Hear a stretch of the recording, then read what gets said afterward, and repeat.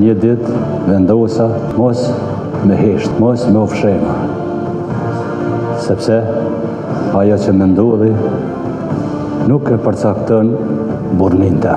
Ramazani Shori është njëri nga 20.000 personat e dhunuar seksualisht gjatë luftës në Kosovë. Për të, por edhe për të tjerët që kanë zgjedhur heshtjen, në ditën ndërkombëtare për eliminimin e dhunës seksuale në konflikt, u tha se trauma nuk skadon, ashtu siç nuk ka afat edhe kërkesa për drejtësi.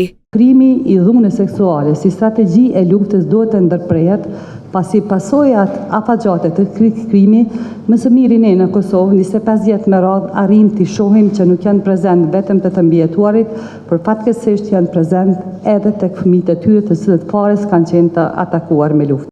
Drejtësia tashmë ka filluar ta ketë peshën e vet për një të mbijetuar të dhunës seksuale, me që autori i krimit u dënua me 15 vjet burg gjatë kësaj jave. Nuk kam fjalë me përshkru këtë ndjesi, sot drejtësia të im fal, sot une më po marë frim lërshëm.